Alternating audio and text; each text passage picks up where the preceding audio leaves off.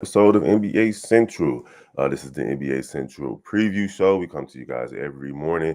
I'm your host, Big Bro, Big Kev. Steve O is usually with me, but he has some business to take care of, so I'm gonna hold it down today. We're gonna talk about the Lakers versus the Suns tonight and all of the NBA action that's going on, and last night's game of the night between Utah and Oklahoma City. But before we get into all of that, y'all already know what to do. Thank you for tuning in to the number one place for your basketball fix, NBA Central, hosted by the Cognac Boys.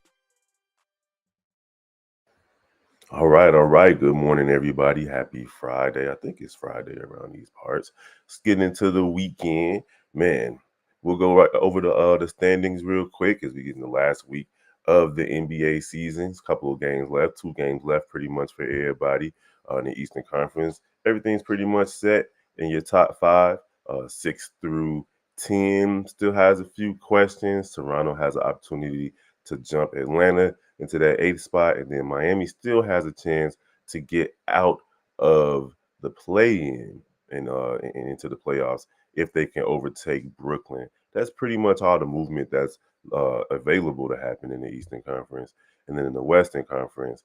Memphis has a chance to tie Denver, but I think Denver might hold the tiebreaker in that situation. Sacramento has an opportunity to tie Memphis. I'm not sure what the tiebreaker situation is in there. Phoenix is pretty much locked into that 4 seed, but that 5, 6, 7, and 8 spot, and ninth and 10th spot, and 11th spot, frankly, all have opportunities to make changes over the next few days. As you see, the Clippers and Golden State are tied. Look, the Lakers and New Orleans are tied, but they're an opportunity to overtake as high as the 5th spot. And then Minnesota is behind those guys, but they can jump as high as 10th as well. I mean, it's great. I mean, as high as 6th or 7th as well. So it's still crazy out west with all of these guys within 1 or 2 games of each other. And then Oklahoma City still holds their own destiny in their hands with a couple of games left to go in front of Dallas. Dallas has some work to do. They're half a game behind Oklahoma City. Last night, Oklahoma City went ahead and took care of business versus Utah, knocking those guys right on out the play-in situation. So Utah, shout out to them for having an interesting season. When they came into the season, everybody thought that by them trading Donovan Mitchell and Rudy Gobert and a couple of other players, that they were kind of just tanking for Victor Wembanyama. But Danny Ainge and company went out there and put together a good roster. Lori Marketing took care of business, became an all-star. Jordan Clarkson still is who he is. And Utah was in the playoff or the play-in tournament mix all the way up until the last couple of games of the season. So shout out to those guys, and they still might get Victor Wembanyama. Who knows? Who knows? All right, so we're going to talk about a few games tonight. We got the Lakers versus the Suns facing off against each other, and just like we just saw, the Suns are in the 4th seed. They're pretty much locked into there. They're on a 7-game winning streak right now. They had a pretty good game with last night against Denver. I know they held them off. KD had about 6 threes, I believe. Chris Paul had a career high 7 threes, and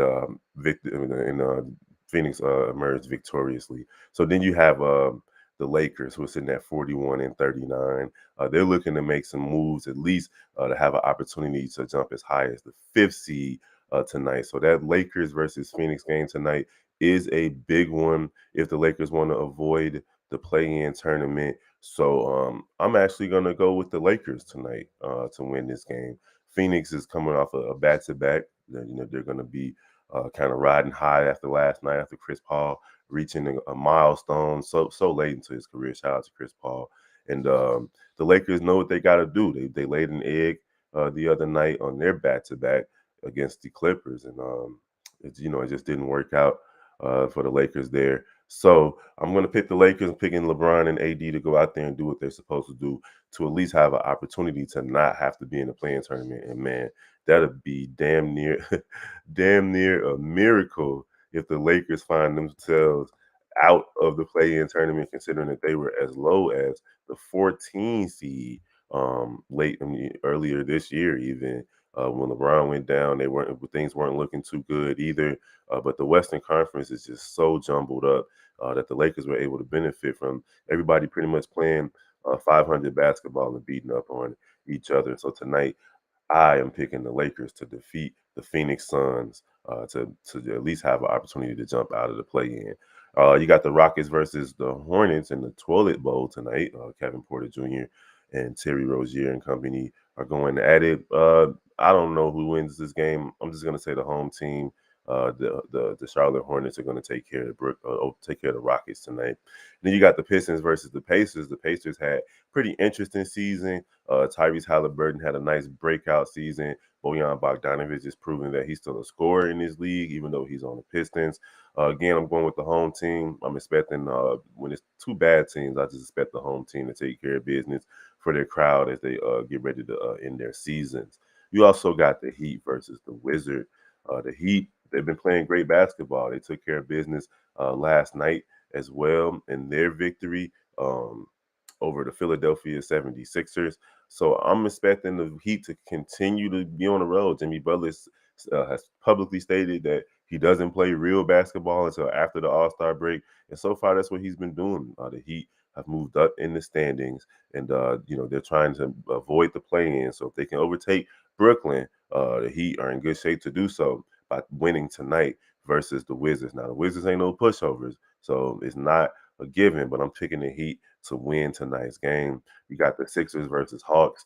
Now this is a back-to-back for them. The Sixers don't really have much to gain in terms of playoff positioning, so I don't expect them to play Joel Embiid tonight versus the Hawks. The Hawks should get this win over the Sixers, so I'm picking the Hawks. You got the Raptors versus the Celtics. Now the Celtics, I'm not sure. I don't think they can catch Milwaukee anymore. So this might be another situation where starters aren't playing. The Raptors have stuff to play for. They have an opportunity to move up out of the situation that they're of having to play two games to get in and maybe just win one game if they could jump up to the eighth seed and take on either Miami or Brooklyn.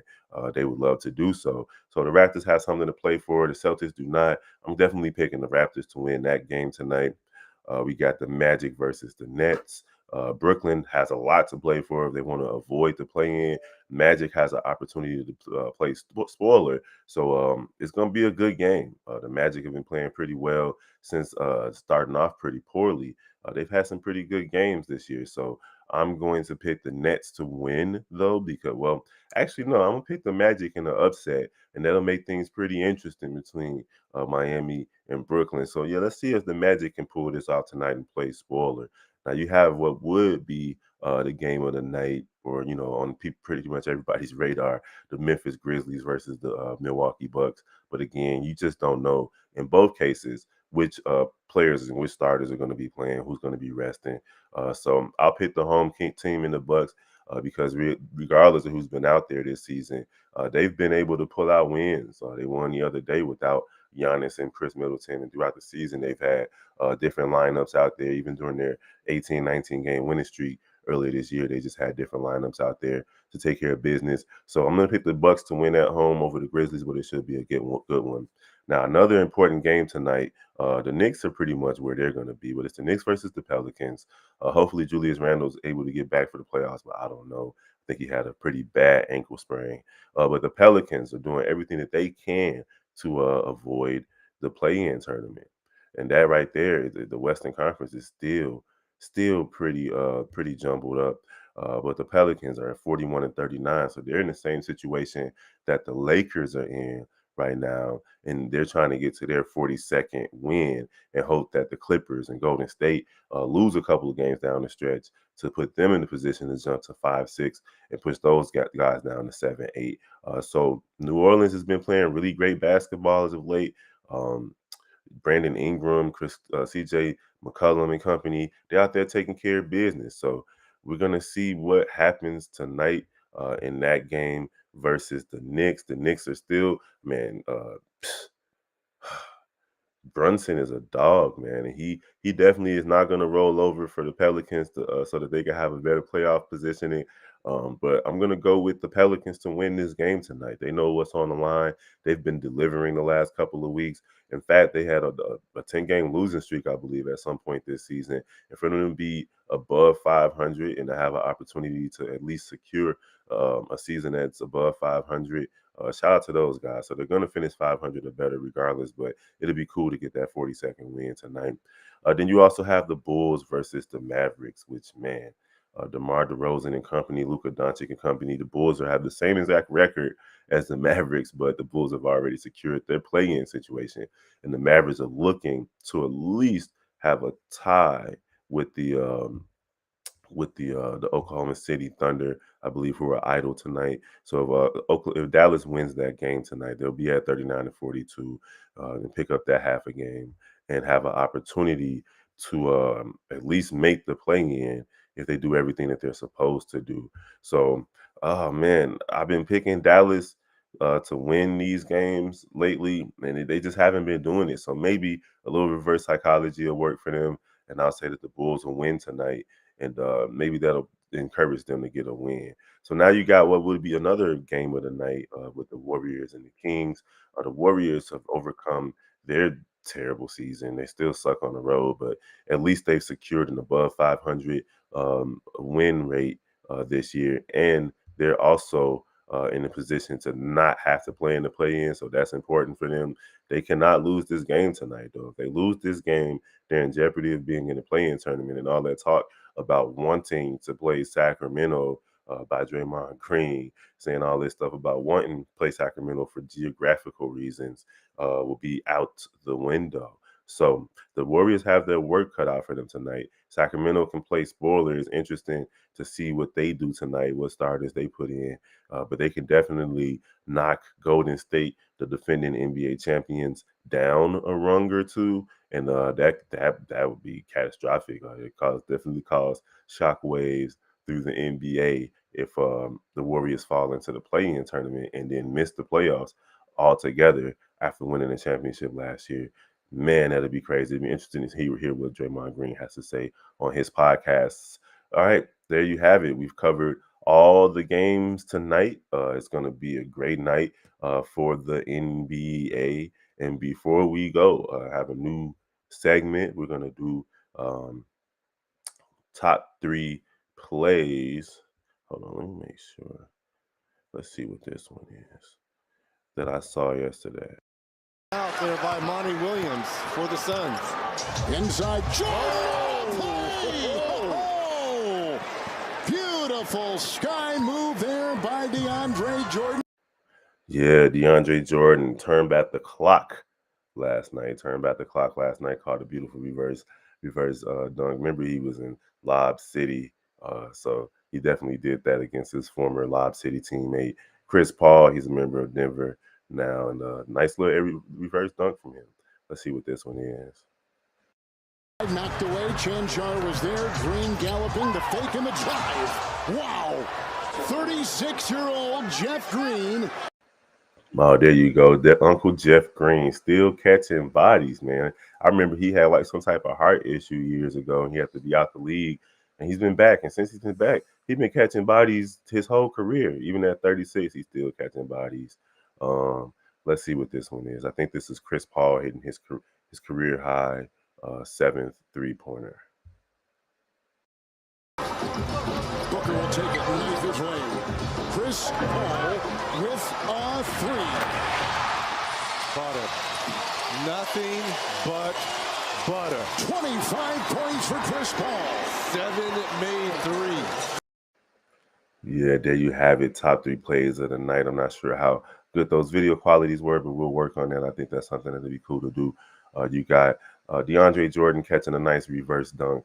You also got Chris Paul hitting his career high 7th 3-pointer, and then you have DeAndre Jordan with his reverse dunk, and then you got Uncle Jeff Green still catching bodies.